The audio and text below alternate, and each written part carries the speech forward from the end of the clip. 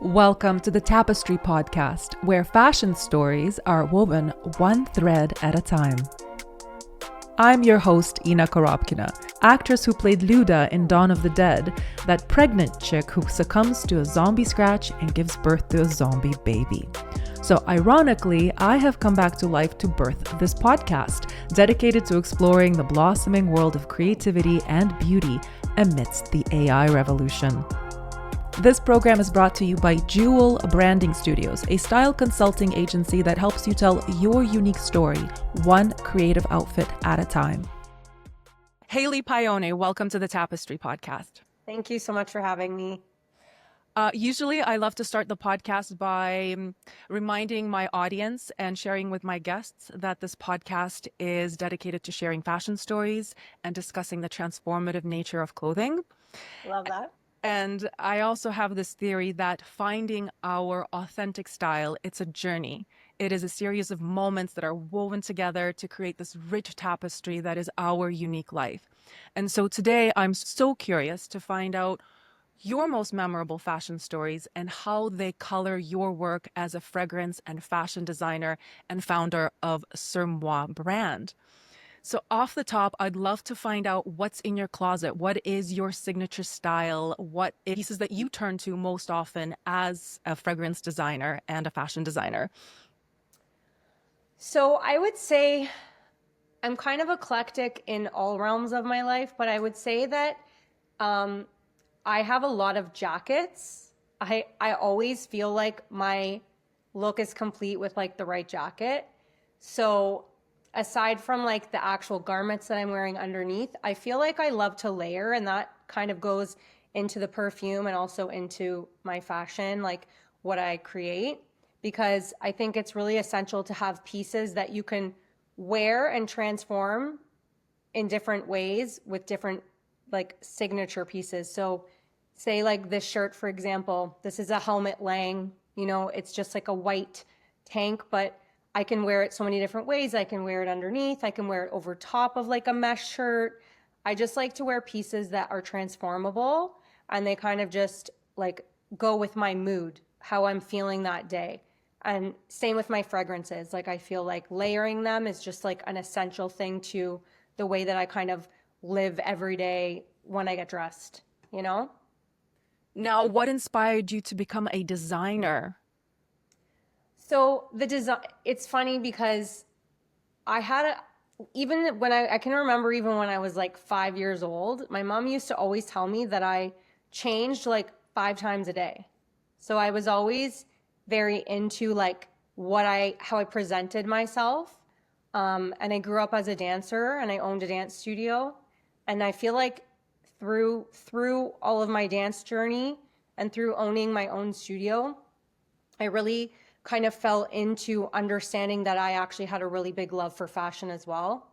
Through costume designing, through styling, if I had a photo shoot for my kids that I taught, we would always do like really conceptualized photography photo shoots.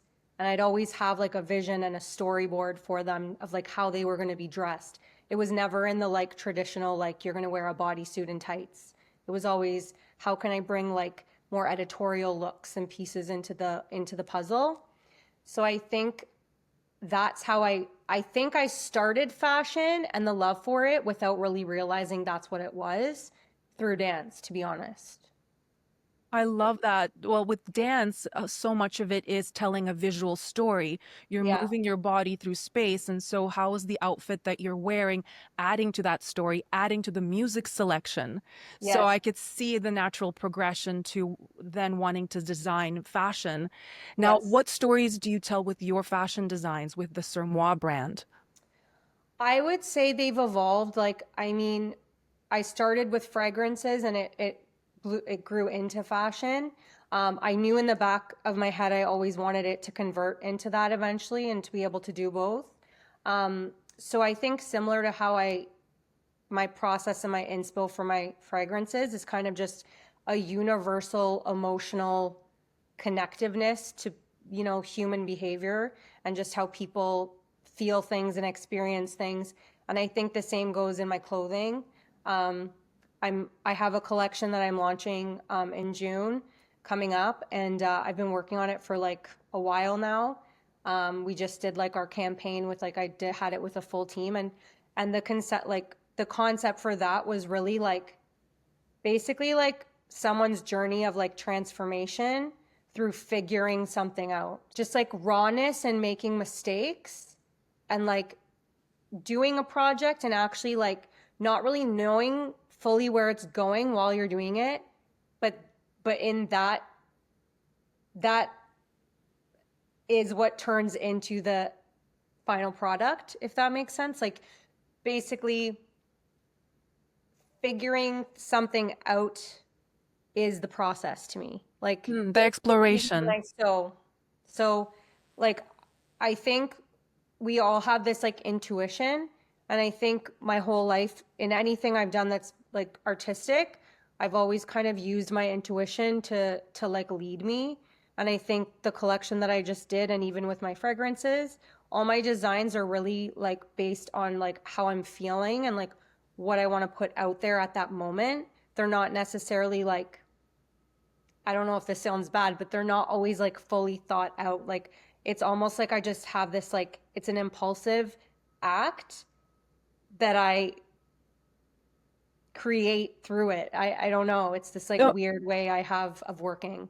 no, I understand, and that's one of the Yeah. reasons I was so drawn to you and your brand. I saw you work on your Instagram profile, and it has that really emotional, in the moment spontaneity that I really resonated with, and that's Thank you. one of the big reasons I really wanted to have this conversation with you, because I feel like we're losing the act of creation with all the perfection that is out there, and AI making the human Yeah. experience so perfect. There is such beauty in the exploration, and so I love that you Yeah. explore as you go and you're trusting your instinct, because that's the other thing, we start to doubt our instincts, doubt our intuition, and especially as women. Yeah. So tell me about this new collection that you're launching. Your way of working is very like small batch, it's not mass produced, like there's a story Exactly. to what you're creating. Yeah. Exactly. Um, so my new collection, I only did 6 pieces. Um, so I had I worked with 5 different models. Um, and I have a creative director that helped me as well. And basically, all of the pieces, I work with new materials and I also work with upcycled materials. So some of the upcycled materials would be like, I use a lot of denim, so like repurposing denim. I also even just finding different things on like lingerie pieces that I find like a cool strap or, like a really like fine lace detail. I like to incorporate that. Um, a lot of the pieces you'll see like are purposefully and intentionally not fully like perfectly done. So some of the seams I've like frayed, or one of the pieces I actually burnt the edges so that it wouldn't fray, because that was kind of my inspo for the whole piece. It's called Distress. So it's this dress that's made out of chiffon, and it's the edges I couldn't figure to be honest, I couldn't figure out how to get the edges perfect. So I was like, how can I turn this into something that has more meaning behind it? And then I was like, you know what, I'm going to burn it with a lighter. So then I burnt the edges with the lighter to create this like, you know, almost like vintage looking sort of piece that was with new materials and then gold with the burning around it. So, and other designers like have used this technique too. So I kind of researched it a little bit as well. It's a type of material manipulation. So you'll see in a lot of my pieces that they're not, some of them are more refined than others, but most of them are, there's like something wrong with it, but it's like, to me, that's what makes it really cool. And that's what I love about it. So yeah. Nice. I love it. I love the way you approach design. Now, you started out with fragrances, designing fragrances. Can you fill us in on the difference between the fast way, the mass-produced way of creating a fragrance, and the slower way that you approach with your brand? For sure. So I think the difference between, first of all, like knowing the difference between something that's mass produced and something that is maybe, I guess, slow fragrance, like slow fashion, um, is definitely the ingredients. I really took a long time to make sure that the ingredients that I was using were not only safe and not only like chemical free, but also smelling clean and as natural as possible. Um, if you take two perfumes and you smell like a spray that's, mass produced, a lot of the time it smells sugary and it smells alcoholy, but not in a way where it's because some slow fragrance they'll still use, you always have to use an alcohol Base. Yeah. to, base if you're making an eau de parfum. Mind you, you can do it with oils as well, but you have to still use those specific things to hold the fragrance. But I think the difference is that when it's used with really good materials and ingredients, it smells clean. Like, just like if you were to smell an olive oil or like a canola oil, I guess that would be a good interpretation. Like a good olive oil, when you taste it and when you smell it, it's like you could put it on your skin, you could eat it, and you could um, smell it, and it smells like refined. Like it smells like an olive, like it smells like somebody picked it right off the branch kind of thing. So I think that's the big difference. And I think that packaging also is a big difference. Like sometimes you can tell if something's really mass produced and if it's kind of cheaply made because they'll maybe use like a plastic bottle and they won't use maybe a glass bottle, and the box won't be as refined and the branding's not as, it's more niche, I think, when it's slow. Just like a garment is more niche when it's slow. So it's the quality over the quantity versus the quantity over the quality, you know? Right, that makes sense. Yeah. I love how you mentioned the part of your dressing routine is these layers, Yeah. the clothing layers, but also the layer of perfume or scent. So what scents do you gravitate to and how do they add to the story of your brand? Yeah. So I truthfully, I it's like music. I like all different kinds of music. There's some music I hate. I don't like country, and I don't like really crazy like that screaming music. What do they even call that? Like heavy Metallic, metal. metal, Like metal. I can't get onto that. I can't get into that.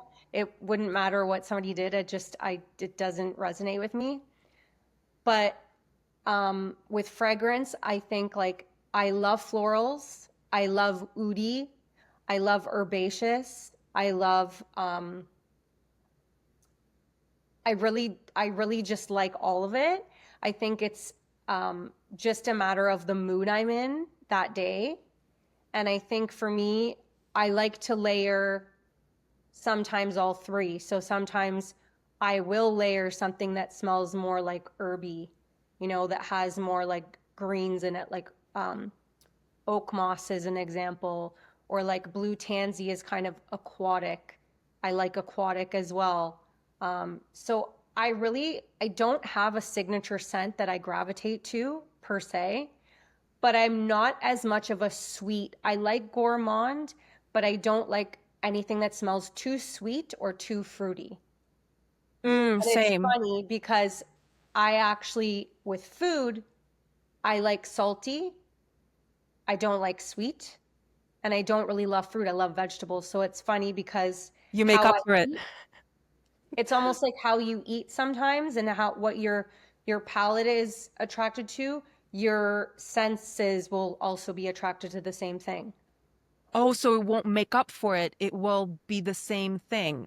Like The for same. me, it is. For me, it Oh, is. And I would be interested to know if that's how other people are. But like for me, I like saltier foods and I like more of a savory food. And I find I'm the same way with my scents because I like vanilla, but I like when vanilla is like an underlying note. I don't like when it's like pure vanilla. I don't want yeah. to walk around smelling like a cake.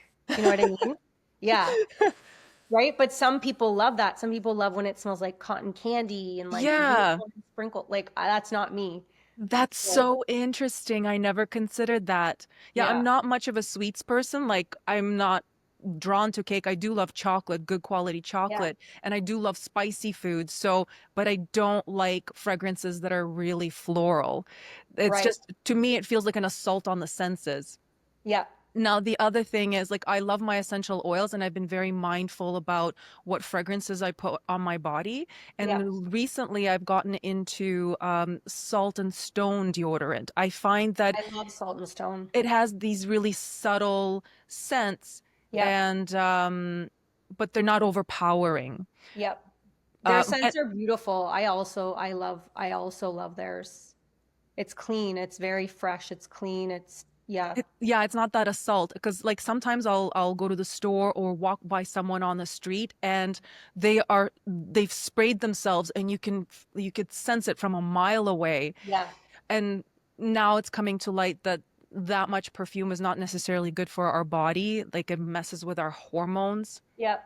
It can. So, but Yep. you still want those layers. You still want to have that beautiful experience because the sense of smell is linked to memories. Like I remember as a teen going into Shoppers Drug Mart, and the very first scent that I connected with was CK1, Yeah, the I love knockoff, yeah, because I couldn't afford the yeah, real version of it. But my yeah, God, I love that scent. So there, it's yeah, just like this really strong memory attached to that specific moment.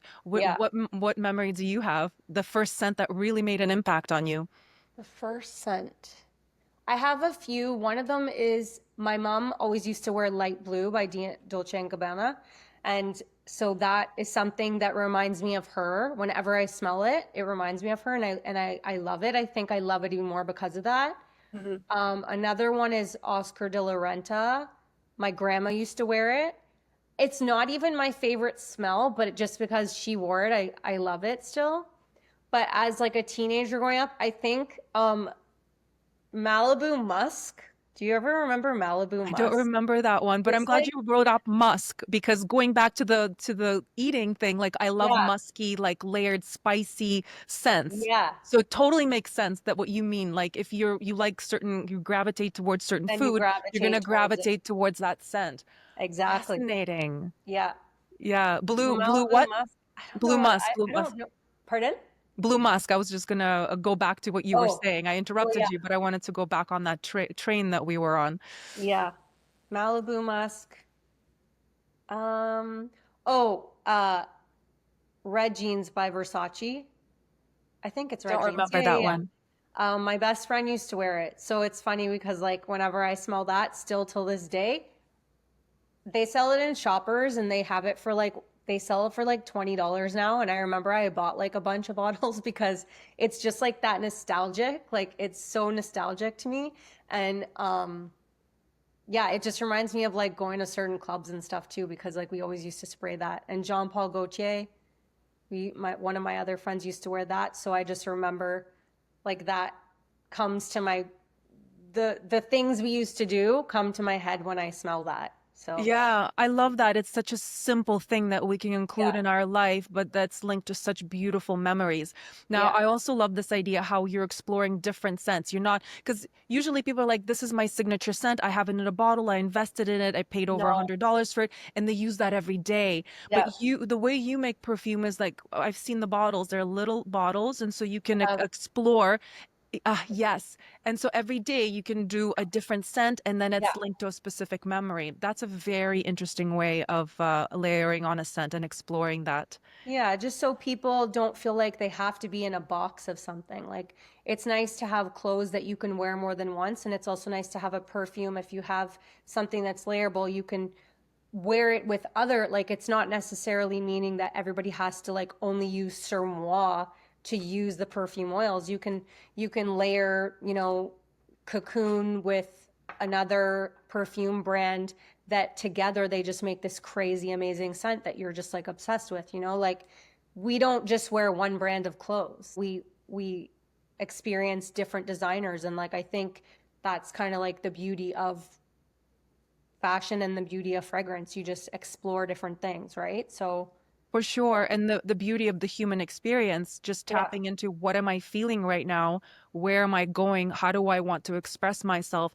And then choosing the pieces to add to the story. So I guess it exactly. always comes back to that story.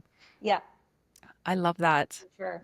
Very Yeah. cool. So tell me, what is your favorite piece that you've had in your wardrobe probably for the longest time that you turn to consistently? Um, Jeans I usually always have for quite some time, like denim, because the more you wear it, the better it comes. It's like, like that saying, like the better something becomes with age, like a wine, or Especially denim. the older we get, the better we get, Yeah. But um, I would say, to be honest, I circulate my closet quite a bit. So when I don't want something anymore, I get rid of it real quick. Oh, So interesting. yeah. But what I have right now that I kind of thought of is a hoodie from California that I got like years ago. And I literally still have it. It's not even like one of my favorite pieces of clothing, but it's one of my most like comfort pieces, I'd say. Yeah. Mm. And then in terms of something that I love that I like wear often, I would say my like oversized leather jacket. It's like a black leather jacket. I think I And saw you in a story yeah, you and that probably oh, have. Because I wear it all the time and I've had it for years and I love it and I will never let go of it because it's just like my favorite jacket. And leather is one of those things that it's just like the more you wear it, the better it gets, right? So mm, yeah, I think I think now I appreciate having less pieces that mean more to me than having tons of clothes that just sit in my closet and I don't really wear. So I'd rather have like, a couple pieces on rotation that I really, really use a lot than have just, you know, too many things that I just don't even gravitate to half the time. that's so interesting and inspiring. I interviewed a woman who's a house coach. She helps people cleanse their home, and one of the Oh, things that she does is cleanse closets, and she uses crystals and oh, I love that. pendulums. A girlfriend of mine worked with her, and like That's she was cool. saying how she went into her walk-in closet, and at one particular moment the pendulum just started swinging wildly because there was a lot of negative thoughts in that particular, like judgmental thoughts. And sure Oh my enough, they had gosh. this deep conversation where the woman is like, well, yeah, I'm not happy with the contents of my closet. There's a lot of pieces that I paid a lot of money for, but I don't wear them. And Whoa. so the energy, the frequency that's attached to the wardrobe, to the pieces that are in there, she paid a lot of money for them, but she's not in love with them right now. She can't wear them Mm, right now. And so that lowers there's the like frequency, resentment towards them. resentment, Yeah, or yes, like low interesting. frequency emotions are attached. So I love this idea of cleansing your closet to include only the high frequency pieces that you really Yeah, love. And that yeah. opens up space for It abundance opens and up space clarity. for better things to come in, right? Just like anything, just like, sometimes relationships, you let go of people, you let go of if you're not happy in a job, like those are things sometimes you got to let go of in order to bring in the right things to realign with where you're at kind of thing, right? As painful as it may be sometimes, Yeah. right? Yeah, Because you're letting go of that old self, an old version of exactly. you. Yeah, exactly. Huh. So cool. You'll It have is to give me cool. that contact after. Yes, absolutely. Her name is Anya Interesting. Levine. I just interviewed her actually right Oh, before cool. you last week. If someone wanted to come to you and create a custom scent, how would you approach working with them? What are the questions that you would be asking them to create that signature scent for them? So I would think like one of the things to start out with would be like, what is it that they kind of want to feel and what is it that they want to accomplish from the scent? Like, are they obviously asking them what sense they already gravitate to would be like, I'd have a really big questionnaire sheet basically for them, Okay. almost like a survey of like, just to get to know like what their interests are, what their taste is, what they currently wear, so I can kind of have a profile of them. Um, and I don't think people really fully understand like what goes behind creating a scent. So sometimes people don't realize like it is a big investment. It can be pricey because it's a lot of my time sitting. I have to meet with them numerous times. I have to make numerous iterations before um, we actually get to the final scent. So typically I ask them a bunch of questions. I get that information and then I kind of start from there. So if they say to me, for example, I hate floral, I don't always discount any florals in the creation of it because some people say they hate floral, but then when it's balanced with something else, it creates a note that they really, really like. So what I like to do is just let them experiment and smell as I would. So like I have tester strips, and like we would meet, and we'll go through all the kind of base notes, we'll go through the heart notes, and we'll go through the top notes. And typically I'll start with like, maybe we'll start with 10 base notes that they like, and then we'll break it down to like 2 or 3 main ones of each layer. And then from there, that's kind of how it starts. And then, you kind of have all your options, and then you delete. It's kind of like this like trial and error sort of type thing, like just like as you would in a closet, like when somebody does a closet edit, you have 10 pieces of clothing. It's like, okay, now what can you not do without? Okay, take it out, So it's kind of like that. And a lot of the time it is very story based. So I also ask them, like, was there a time in your life you felt very happy? Like, what brings you joy? Like those kind of things, because those questions that are prompts for them tend to like get them to say, yeah, well, I remember when I was young and when I was little and I used to go to my grandma's and we were in the backyard and I smelled this flower. So it brings their memories from, like it brings up past memories for them that can then be filtered into the overall scent. That's so cool. So you're basically diving deep into the formation of their identity, their childhood. Yeah. I do something similar with fashion in terms of helping people find their authentic style, their signature style, because I believe that it's deeply rooted into our Sure. childhood experiences, those really colorful, joyful moments. And then somewhere along the way, many of us lose our authenticity. We start dressing for others, Yeah. to please others, to fit into society. So when I work with my clients as a stylist, it's like, let's deep back to Yeah. those Let's go childhood back. memories. Now, in terms of the one, I'm imagining there's a decision paralysis when you have so many different versions of what you're presenting to them in terms of scent. How do you know, or how do they know that, oh my God, this is the one? What do you see, the response that you see in your customer? I think sometimes, and I can say this when I'm doing it for myself more, only because I've done it for myself more with the scents I created for the brand. But if there's any hesitation of it not being right, I know it's just not it. The intuition piece. It's like the intuition piece. So if like for some reason I'm like, it smells good, but if there's a but, then it's not the one. It's like, you know, and if I smell it and I can't find anything that I want to add to it or like anything wrong with it, and I'm just like, oh my God, this is so, then I know it's the right thing. So sometimes you'll have an iteration that you smell and you're like, this is really good, but so I know that I can work from that iteration, but then I need to add to it. So like sometimes the base needs to be heavier. Sometimes the top notes need to like have more punch so that it's more fresh. Sometimes there's too much of a base and you have to take away because it's too strong. So sometimes you're on the right track, but it's just, again, deleting or adding to that iteration. And then you kind of know. It's Again, like, that spontaneous, yeah, it's intuitive not way. really like, it's hard to like say, it's not like a black or white answer. It's very, you just kind of have to like experiment with it to like fully get that.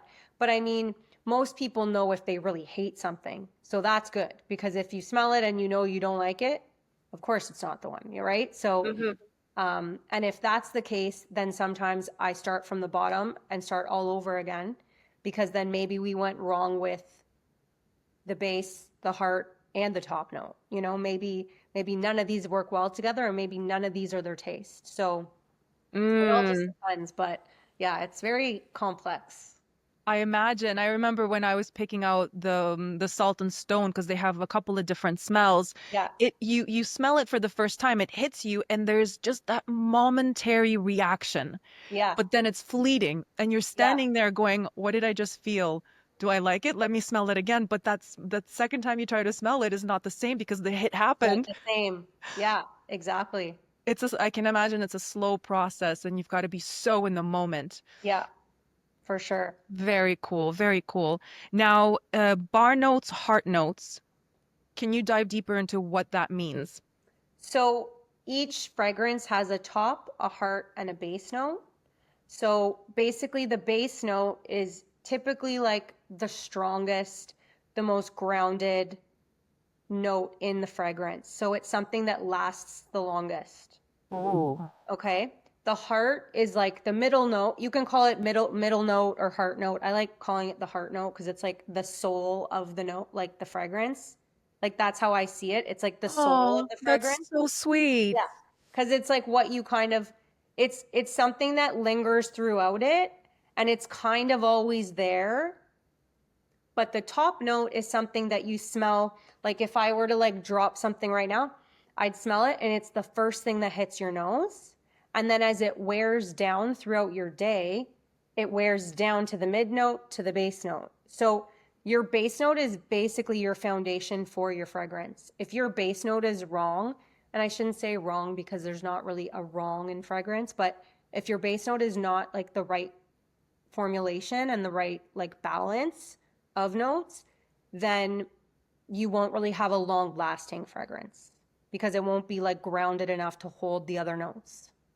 That makes sense. Mm, yeah, I'm trying to process that, but also look at it from always from a spiritual point of view because Yeah. I love Yeah. the symbolism. So this Hmm. idea of getting dressed to express our authentic self, to our deepest, truest self. How do we express that through the fragrance that we choose to put on? And does that align with our values? Like what have you seen in your clients that come to you and they have a certain passion in life? How does that show through in the fragrance that they end up gravitating to? Well, it's funny because some people will say they don't like anything that smells and they hate fragrance.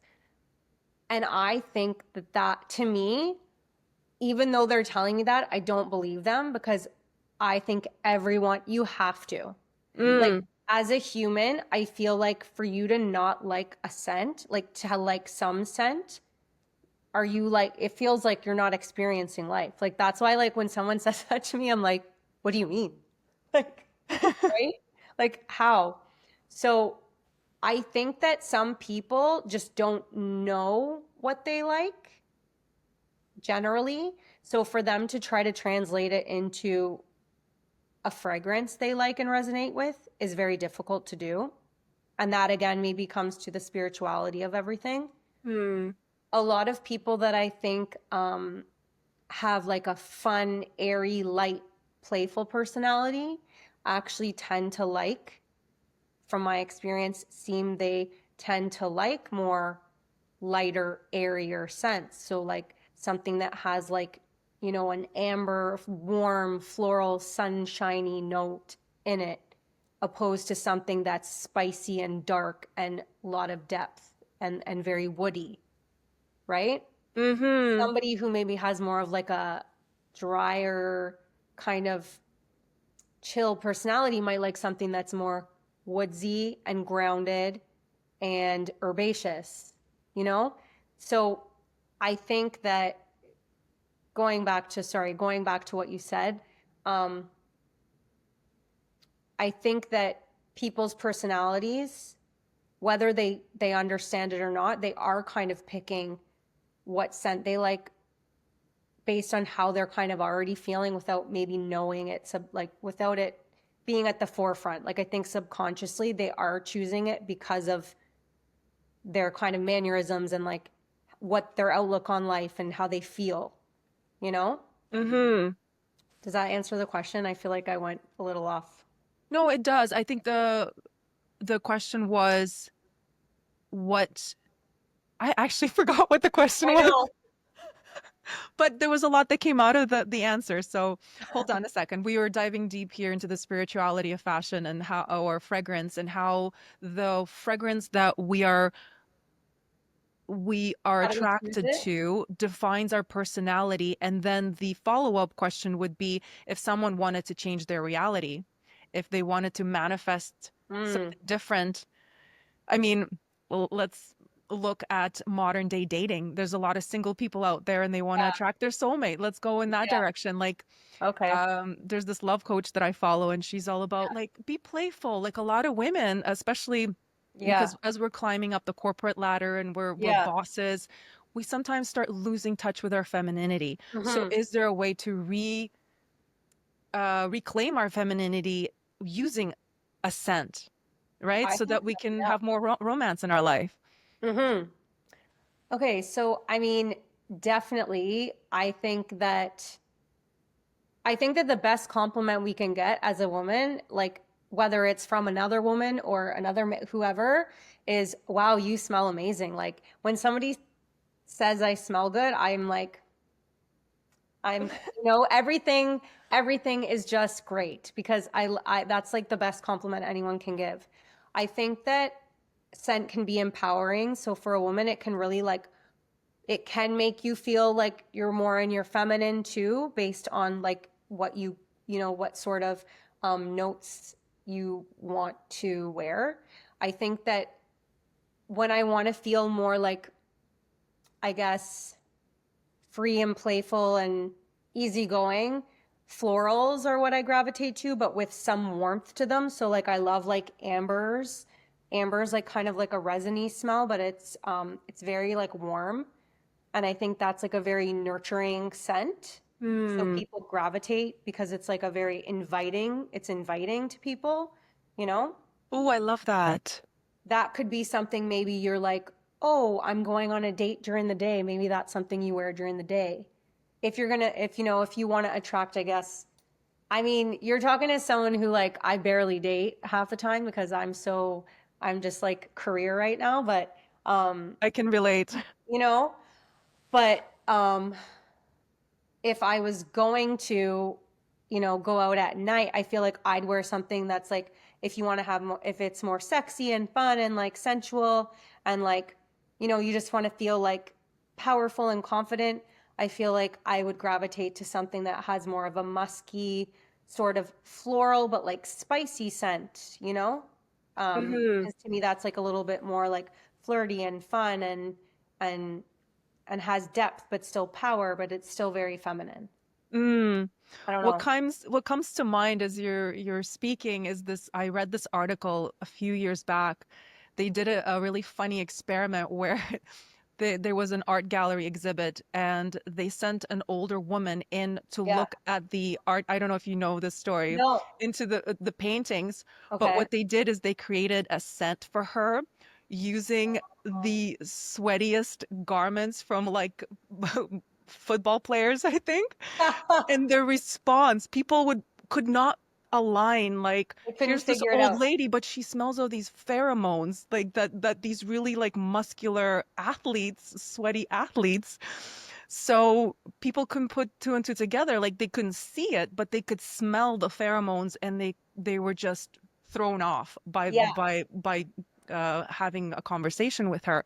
So the reason I bring this up is I guess when someone pays us a compliment and says, oh my God, I love the way you smell. It is a compliment on so many different So layers, many different levels. levels, because the scent has to resonate with your authentic self.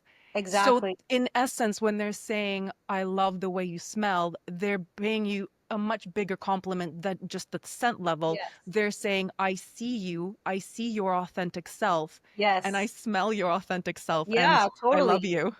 No, honestly, totally. Going back to what you asked, I think like if you don't like the way someone smells, like, because there is a thing, like there's a chemistry behind it, right? You really don't have compatibility with someone that you're not attracted to their smell. Hmm. It's not really possible to actually have, I think, aligned, like true, authentic chemistry with them if you don't like the way they smell, Oh yeah, that's big also in like the dating right? world too. Like if you don't like the way your partner smells, no way in hell, no matter how amazing they No, are, and the list of yeah, things that just they hit so many different yeah, checkpoints on your list. If they don't smell right, that like hmm, right off, like there's no yeah, way there would be a relationship there. So yeah, yeah. I've heard this. Yeah, so it's very true. So yeah, like I think that fragrance is not just about that's why when I was saying I don't get when people are like I don't really wear fragrance, I don't like it. Maybe some people do it for other reasons because maybe they get migraine, there's all these reasons. Mhm. But I don't really think people understand what they're saying when they say they don't like fragrance because they're almost saying like I don't like experience like it's part of to me it's like part of life, Mm, like when you walk outside and like the air the way it smells is like a part of your life. It's like how you can, I don't know, exist in the world, like well, it's one of the five human yeah, senses, and I yeah, feel to live a sensual human experience, we got to work those senses. 100%, yeah, And that comes with a beautiful outfit. It comes with tasty food, a yeah, beautiful scent. So it's one of those things to explore as a human being. yeah, it all like works together and like balances off of each other really, you know Enhances life. It's it a does, life enhancing thing for sure. yeah. Very cool. So tell me what's next for SUR MOI, what's coming up, and how people can find you and yeah, Okay. learn more. So what's coming up? We are right now in terms of fragrances. We're going to relaunch our website and just fix it up a little bit, just make it a little fresher. We are working on a solid perfume, which is kind of basically it looks like almost like a glossy wax, you know? So Oh. it's just a different format instead of a dropper or like a spray. So we're working on that and it's easy to like bring around. It's still like oil based and has some sort of we're experimenting with different waxes to make sure we like get the right consistency. So I've been working on that. Another thing we're working on is our eau de parfum. It's called Touch My Face. So we're basically now we have iterations of it. So now I'm just basically doing what we talked about before, trying to figure out what the right iteration is, what the one is the one. So I've been really doing that. And then our packaging and everything. So that's all in the works. The other thing that we're in the works with is doing more of our perfume sessions. I've run a couple perfume sessions where we have between 10 to 15 people and we teach them how to make their own perfume oil, which is really fun. That's so Yeah, cool. I was going to ask you about that because, yeah, we're having this conversation, but how do you reach more people? How do you do the educational aspect of that? yeah. So I do it in group settings and I also offer it if somebody just wants to come with their friend or their partner or like even a smaller group of friends. They can email us and just reach out to us and book it. Um, and the breakdown and everything will be on the website in terms of like what they get in with it. But basically, I will teach them how to like create their own scents. So I'll have all the notes. They get to pick the notes they want in their base, in their heart, and in their top note. And I just like guide them along the way to do so. And they get to go home with their own perfume oil roller, which is really nice. So I love yeah, that. I like would a custom. definitely be purchasing that. I'm Yeah, not particularly into the sprays, but I love the rolls and yeah, the yeah. cream. Yeah. So we'll be doing that. And then I'm the fashion sector of it. I'm launching my new collection, which is 6 pieces in June. So um, it's not everyday wear. I wouldn't say it's not ready to wear in terms of like you can wear it every day. I feel like it's special. There's special pieces that honestly I could see celebrities wearing. That's like kind of like where I see it happening. Like it's very editorial, it's avant-garde, it's like high fashion couture, I would say. So I'll be launching that in June. Um, yeah, and then obviously down the pipeline, I'm just going to continue to like I would like to make more pieces that are that people can wear every day. But I think right now I'm just kind of focusing on like the art of it because I'm having a lot of fun with that. And then I know it will evolve into more, but for right now that's kind of where it's at. I Yeah. love that you're following your passion, you're Yeah. creating in the moment. That's so Yeah. wonderful. Thank Well, you. thank you so much for adding to, I like to compare. Um, having these conversations with my guests, the equivalent of them planting a flower in the garden. And then my whole idea is to create a platform to share stories around fashion, but also promote other artisans and people that are creating in small batches, sustainable, ethical. And so thank you for adding to this little garden that I'm creating and sharing your expertise today. We dove so deep into Yeah. how fragrances work. That was a mind-blowing conversation. I'm excited to share it with my audience. Honestly, so fun and inspiring. You're inspiring too. So I look forward to following your journey after this too and seeing who else you interview. Thank you. Yeah, it's been such a variety of different guests, and everybody's adding their own expertise, and it's just layers, just like a fragrance. Each conversation is another layer on this journey Yeah. that I'm on. So thank you for adding a heart note and a all these different Place, a heart, notes. and a top note, of course. Anytime. Anytime. Thank you so much for listening to the Tapestry podcast.